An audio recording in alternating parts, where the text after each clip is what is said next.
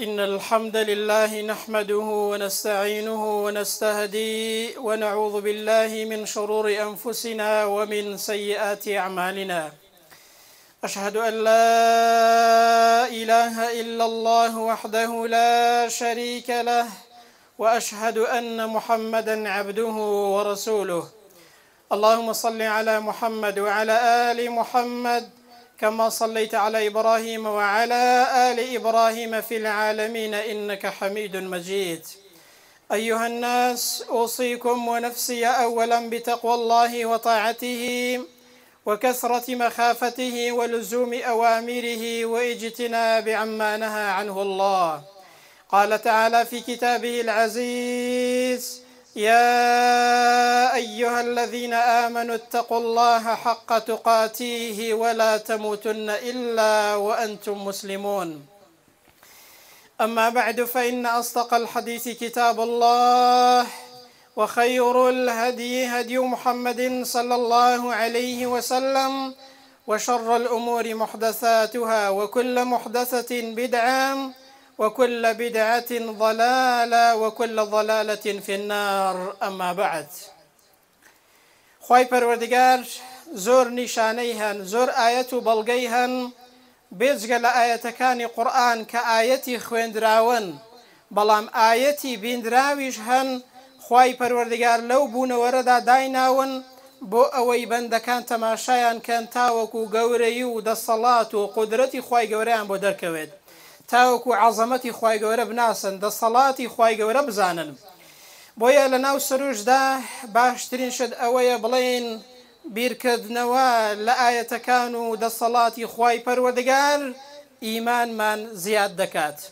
خوای پەروەردگار سەرنجمان ڕادەکێشە لە قورئاندا دەفەرمێت: إن في خلق السماوات والأرض واختلاف الليل والنهار. بێگومان بەڕاستی لە دروستکرانی ئاسمان و زەویدا، لە ئاڵ و گۆڕی شەودا کە بە دوای یەکدا دێن، لە ئایات لئولی الئەلباب، بەڵگە و نیشانەی زۆر هەن بۆ ئەو کەسانەی کە خاوەن عەقڵن، تێدەفکرن، بیر دەکەنەوە ئەو کەون و کائینات و سروشتە ئاەتێکە لە ئاەتەکانی خوای گەورە و بەڵگەی دەسەڵات و قودرەت و گەورەی خوای پەروەردگارە. بۆیە زومەخشەری دەفەرمێت ئولو الئەلباب کە خوای گەورە باسییان دەکا کێن؟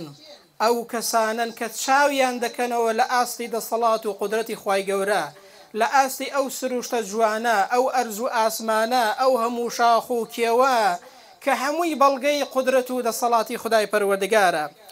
بۆیە بە پیاوێکی ئەعرابیان گوتووە چۆن خوای گەورە دەناسی و چۆن خوای پەروەردگار دەزانی، گەورەی و دەسەڵاتی چۆن هەست پێ دەکەیت، چۆن خوای گەورە دەناسی؟ گوتوویەتی بەو بەڵگە و ئاەتانە، بەو هەموو بوونەوەرە دەزانم کە خوایەک هەیە کە ئەڵڵایە بەڕێوەبەری ئەو ئەرز و ئاسمانەیە، و بەهۆی ئەو ئاەتانە کە دەیان بینم کە ئاەتی بیندراون، خوای پەروەردگار لە ڕێی ئەوانەوە دەزانم و هەروەها دەیناسم.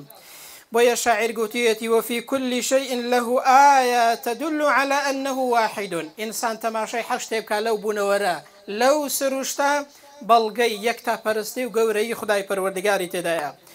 عومەری کوڕی عەبدولعەزیز دەفەرمێت بیرکردنەوە لە دەسەڵات و نیشانەکانی خوای گەورە، سەرنجدان لەو بوونەوەرە گەورەترین عیبادەتە بۆ ئینسان. واتە ئینسان وەختێک بیر دەکاتەوە لە قودرەت و دەسەڵاتی خوای گەورە، ئەوە بۆ خۆی عیبادەتە، بەڵکو گەورەترین عیبادەتە. حەسەنی کوڕی عامیر دەفەرمێت بیستومە لە هاوڵانی پێغەمبەر صلی الله عليه وسلم کە فەرموویانە ڕووناکی و نوری ئیمان لە بیرکردنەوە لە دەسەڵات و قودرەتی خوای پەروەردگاردا، لە بیرکردنەوەیە، لە تێڕامانە لەو سروشتە و لەو بوونەوەرەی کە بەڵگەی دەسەڵات و قودرەتی خودای پەروەردگارە. بیشری حافی دەفەرمێت ئینسان کە بیر لە دەسەڵات و قودرەتی خوای گەورە بکاتەوە، بەڕاستی هەرگیز گوناه و تاوانی پێ ناکرێت. هەر کەسێک بیر لە عەزەمەت و گەورەی خوای گەورە بکاتەوە، ئەوە ڕێگایەکە بۆ ئەوەی خوای گەورەی لە دڵدا گەورە بێت. ئەگەر ئینسانیش خوای گەورەی ناسی و خوای لە دڵدا گەورە بوو، بەڕاستی ئەو کاتە گوناه و تاوانی پێ ناکرێت. بۆیە دەفەرمێ هەر کەسێک بیر لە دەسەڵات و قودرەتی خوای گەورە بکاتەوە، سەرنجی دەسەڵاتی خوای گەورە بدات، بێگومان هەرگیز گوناه و تاوانی پێ ناکرێت. بۆیە خوای گەورە سەرنجمان دیسان ڕادەکێشێت لە قورئاندا: قل انظروا ماذا في السماوات والأرض تماشاكن بڵێ ئەی پێغەمبەر صلی الله عليه وسلم بزانن چی لەو ئەرز و ئاسمانەدا هەیە بزانن ئەو هەموو بوونەوەر و سروستەش جوانەی دەبینن تەماشاکەن ئەوە هەمووی چییە بەڵگەی دەسەڵات و قودرەتی خودای پەروەردگارە لێی وەرببنەوە. ئیبن کەسیر دەفەرمێت بەڕاستی خوای گەورە بەندەکانی ڕێنمونی دەکات بۆچی بۆ تێڕامان و وردبوونەوە لە ئاەتەکانی خودای پەروەردگار بۆ ئەوەی ئینسان خوای گەورە لەو ڕێەوە بناسێت. خوای گەورە دەفەرمێ قل سیروا فی الأرض فانظروا كيف بدأ الخلق بڕۆن بە زەویدا بەڵام کاتێک کە دەڕۆن با هەر ئەوە نەبێت لایەنە تەرفیهی ڕۆیشتنەکە بێت بەڵکو تەماشای ئەو بوونەوەرە بکەن بەڵکو سەرنجی بدەن لێی وەرببنەوە بزانن ئەوە چەندە وردیاتی تێدایە و بەڵگەی عەزەمەت و قودرەتی خودای پەروەردگارە. ئەنجا ثم الله ينشئ النشأة الآخرة بەڵام بیرتان نەچێت لەگەڵ ئەوەدا کە دەڕۆن کە سەرنج دەدەن بزانن کە ڕۆژێک دێت ئەو خودای پەروەردگارە ئەو بوونەوەرە جارێکی دیکە دروست دەکاتەوە لە ڕۆژی قیامەتێدا. بۆچی چونکە ئین الله على كل شيء قدير خوای پەروەردگار بەسەر هەموو شتێکدا بەتوانایە و توانای هەموو شتێکی هەیە کەواتە هەدەف ئەوەیە کە ئێوە وەختێک سەرنجی بوونەوەردەدەن دەسەڵات و توانا و قودرەتی خودای پەروەردگارتان بۆ دەرکەوێت. ئەبوو سولەیمانی دارانی دەفەرمێت هەر کاتێک کە من لە ماڵ دەردەچم هەر شتێک دەبینم دەزانم ئەوە ناز و نیعمەتێکی خوای گەورە و چاکەیەکی خوای گەورەیە و دەزانم کە ئەوە پند و عیبرەتێکی بۆ من تێدایە. واتە ئینسانی عەقڵ خوای گەورە کە باسییان دەکا ئولول ئەلباب ئەو کەسانن هەر شتێک لەو بوونەوەرە دەبینن وا دەزانن کە ئەوە بەڵگەیە لەسەر قودرەت و دەسەڵاتی خوای گەورە و یەک تاپەرستی خوای پەروەردگار. دکتۆر مستەفا سوباعی دەڵێت مانگی جارێک سەردانی نەخۆشخانە بکە بۆ ئەوەی قەدری لەش ساغی بزانی و لە هەفتەیدا جارێکی سەردانی سروشت و حەدیقە و باخچە بکە بۆ ئەوەی کە قەدری ئەو ناز و نیعمەت و دەسەڵاتی خوای گەورە بزانی و دەفەرمێ سەردانی ئەو بوونەوەرە بکە بڕۆ بە زەویدا مانگی جارێک ئەوەی کە بۆت دەکرێت هەر چەندێک بێت بۆ ئەوەی کە ناز و نیعمەت و دەسەڵاتی خوای گەورەت بۆ دەرکەوێت بۆ ئەوەی کە گەورەی خوای گەورە بزانی لە ڕێی ڕۆیشتن بە زەویدا و گەڕان بە زەویدا و لە ڕێی گەشت و سەیران و سەفرەوە ئینسان کاتێک کە سەرنج دەدات لە بوونەوەر دەسەڵات و قودرەتی خوای گەورەی بۆ دەردەکەوێت. هەر کەسێکیش خوای گەورەی لە دڵدا بوو ئەو کاتە باشتر دەیپەرستێت ئەو کاتە گوناه و تاوانی پێ ناکرێت. کەواتە دەرەنجامی کۆتایی ئەو بابەتە دەرس و پند و ئاراستەی ئەو بابەتە بۆ ئێمە چییە بە کورتی؟ یەکەم ئەوەیە بیرکردنەوە لە دروستکراوەکانی خوای پەروەردگار عەزەمەت و گەورەی خوای پەروەردگارمان لە دڵدا دروست دەکات. ئەنجا ئێمە ناز و نیعمەتەکانی خوای گەورە چاکتر دەزانین و دەیان ناسین بەهۆی چیەوە؟ بەهۆی بیرکردنەوە و تێڕامان مەبەست هەر ئەوە نییە ئینسان ببینێت مەبەست ئەوەیە کە ئینسان لێ ورد بێتەوە بیری لێ بکاتەوە و هەروەها تێڕا بمێنێت ئەوە گەورەی خوای گەورەمان لە دڵدا دروست دەکات.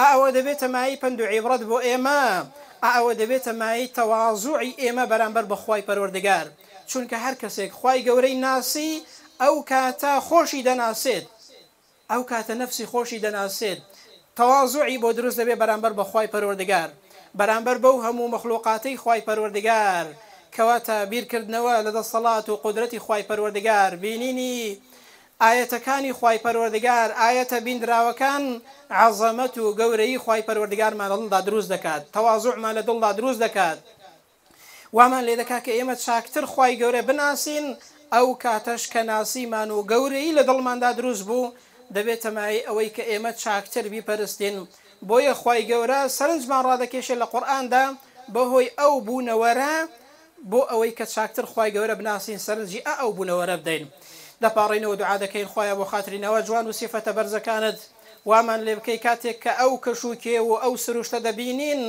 گەورەی تۆمان لە دڵدا دروست بێت یا ربی خوایە گیان هیدایەتمان دەی لەسەر چاکە بمانژینی و لەسەر چاکە بمان مرێنی یا ربی خوایە بە ئیمانەوە بمانژینی بە ئیمانەوەش بمان مرێنی لەسەر سفرەی ئیمان بە یەکەوە کۆمان کەیەوە خوایە چۆن ئاوا لە دنیادا کۆت کردوینەوە لە قیامەتیشدا لە بەهەشدا بە یەکەوە کۆمان کەیەوە خوایە بۆ خاتری ناوە جوان و سیفەتە بەرزەکانی خۆت چۆن لە کەش و هەوایەکی خۆش و لە ناو سروشدا ئێستا بە یەکەوەین خوایە لە قیامەتیشدا لە ناو دیمە نەخۆشەکانی بەهەشت لە ناو ناز و نیعمەتەکانی بەهەشتیش بە یەکەوە بین و یەک دیکە ببینینەوە ئینشاءالله يا ربي خوای گیان عاقبەتمان خێرکەی یا ربی خوای لەسەر چاکە بمان ژیێنی و لەسەر چاکە بمان مرێنی هەر کەسێک کە نەخۆشە یا ربی خوای لێرەوە دوعا دەکەین کە شیفای بەخێری بۆ بنێری هەر کەسێک ناخۆشی و ناڕەحەتی هەیە لەسەری لا بدەی هەر کەسێک دڵتوندیەکی هەیە لەسەری لا بدەی هەر کەسێک قەرزداری هەیە خوایە لەسەری لا دەی دەروی خێرمان لێ بکەیەوە و عاقبەت خێری دنیا و قیامەتمان بکەی آمين. أقول قولي هذا وأستغفر الله لي ولكم وبعد أعوذ بالله من الشيطان الرجيم. ربنا آتنا في الدنيا حسنة وفي الآخرة حسنة وقنا عذاب النار. اللهم آمين.